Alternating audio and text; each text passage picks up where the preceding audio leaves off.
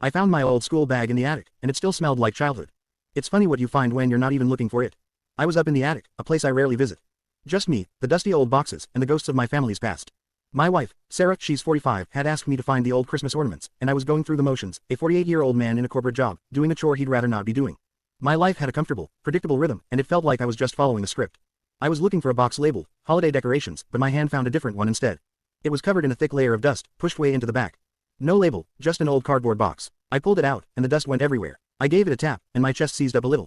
I knew what was in it before I even opened it. It was my box. The box I had packed up when I was 18, filled with all the junk I swore I'd never get rid of. I ripped open the tape, and there it was, right on top. My old school bag. It was a faded blue backpack, the zippers now dull and corroded. I hadn't seen it in 30 years. I picked it up, and the weight of it felt strange, both light and incredibly heavy at the same time.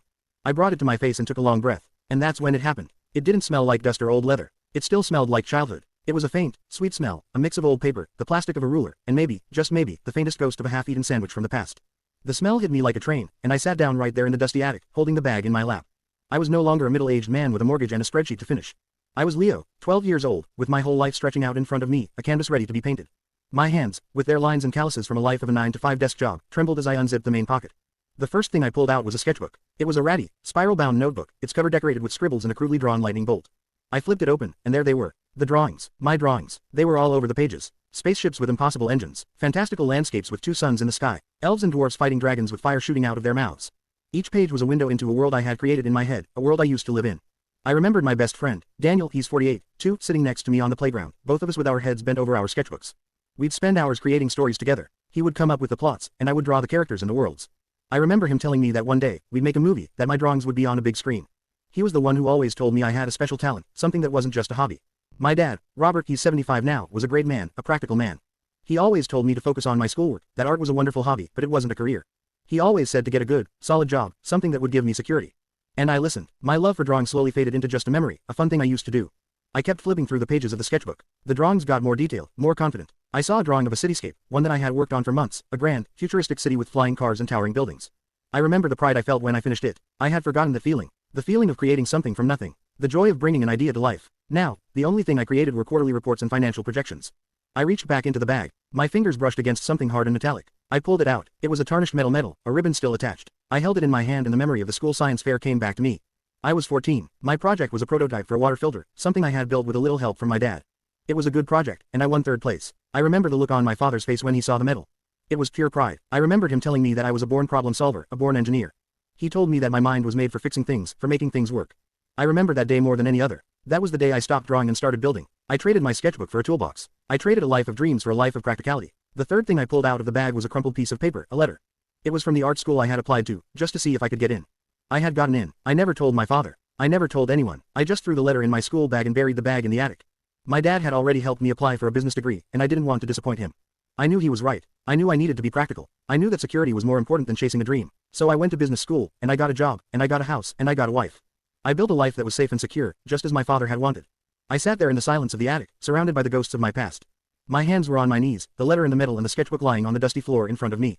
I felt a wave of sadness wash over me, a deep, heavy feeling of regret. I had given up on the one thing that made me feel alive. I had traded my fire for a comfortable warmth. My life wasn't bad. I had a wonderful wife, a good job, and a nice house. But it was missing something. It was missing the spark. It was missing the magic. It was missing me, the real me, the one who drew spaceships and built fantastical worlds. I stayed in the attic for a long time, just thinking. I thought about the kid I used to be, the one who wasn't afraid of failing, the one who wasn't worried about what other people thought, the one who wasn't concerned with practicality. I thought about the man I had become, the one who was all practicality and no dreams. My mind was racing, a whirlwind of emotions and regrets and questions. Was it too late? Had I buried my dreams so deep that I could never get them back? I finally stood up, my legs a little shaky. I packed the things back into the box, but this time, I didn't push it back into the corner. I brought it downstairs. I placed it in my home office, right next to the desk where I did my corporate work. My wife, Sarah, saw the box. She didn't say anything, but I could see the question in her eyes. I just gave her a tired smile. That night, I didn't finish the spreadsheet. I couldn't. The numbers on the screen were just a blur. All I could see were the drawings in my sketchbook. The next day, I didn't go to work. I called in sick. My wife just looked at me with a knowing expression. I went to the art supply store. I bought a brand new sketchbook. I bought a pack of pencils, the kind with different leads, soft and hard. I bought a set of fine-tipped pens. I hadn't bought any of these things in 30 years. The smell of the paper, the new lead in the pencils, it was a new kind of smell, a different kind of magic. I went back to my office. I pulled up a blank document on my computer. I started to write. I wrote a story about a man who finds his childhood dreams in a dusty old box. I wrote about the courage it takes to chase them again. And then, I started to draw. My hand felt awkward at first. The lines were shaky, the proportions were all wrong. But as I kept going, my hand started to remember. The lines became more confident. The shapes became more defined. The drawing started to take on a life of its own. I didn't quit my job. I didn't run away. I just made a change. A small one at first, but it was a beginning. I started waking up early to draw. I started staying up late to write. The spreadsheets were still there. The meetings were still there, but now, they didn't feel so heavy. My days were no longer just a script. They were a life. It's been a year since I found that box in the attic. My new sketchbook is half full. The story I started is now a full novel. I'm not a professional artist, and I'm not a published author. But I'm happy. The little spark of magic I thought I had lost forever is back.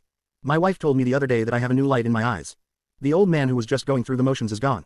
The man who is here now, the one with the dusty old box in his office, is a dreamer again. The school bag, which once held my past, now sits on my desk, a silent reminder of the journey I took. A journey back in time, to a dusty attic, to a forgotten box, and to the boy who was waiting for me there all along.